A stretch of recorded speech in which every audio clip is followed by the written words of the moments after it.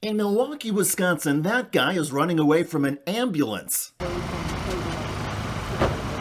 Witnesses believe he is drunk.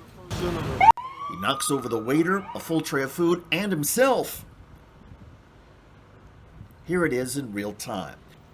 While it's not clear why the man wanted to escape, he may have feared the emergency medical costs.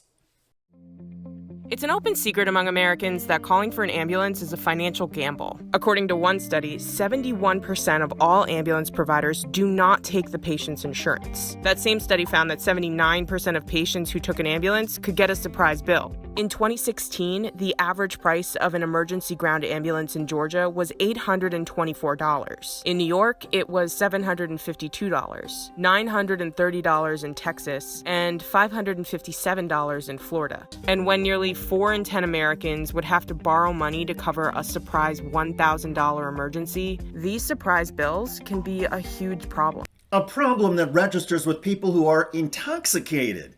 Hello, everybody. I'm David Shuster, and thanks for joining us. Only in America can somebody be sloshed and yet still be cognizant about the high cost of health care. Regarding this guy in the Milwaukee video, friends of his say he had passed out, woke up while being placed in the ambulance, took off, and ended up being fine other than some scrapes and bruises from the collision with the waiter and the fall in the street. The waiter was also fine. The cost of emergency room healthcare in the United States, though, is no laughing matter. The average working-class American pays nearly 20% of their salary on healthcare. You see, the United States spends double what other similar countries pay per person on healthcare, but has worse outcomes.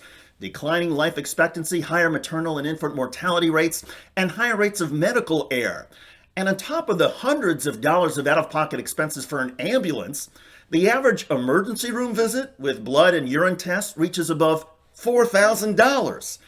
Millions of Americans have deductibles that start around $4,000. In other words, even if you're paying, say, on average $500 a month for health insurance, if you have a deductible of $4,000, you have to pay that first $4,000 out of your own pocket.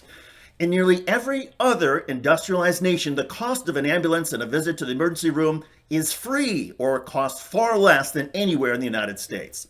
It all helps explain why many Americans who need to go to the hospital but don't have Medicare are increasingly turning to taxis and Ubers. Others say it's becoming a trend. Have you ever taken anybody to the emergency room? All the time. All the time. All the time. But of course, there is a risk. You have concerns about patients coming in a ride share instead of an ambulance. Well, this is not a medical transport vehicle, so if a person is having a life-threatening emergency, there's no better way to get that care than from a paramedic. And yet, many Americans see financial ruin as life-threatening. It's why this guy in Wisconsin has now become something of a folk hero. He kept his wits, maintained his balance, at least initially, and likely saved himself thousands of dollars, all while allegedly intoxicated.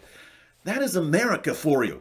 A place where healthcare costs may be a frightening wake-up call even to somebody who has passed out.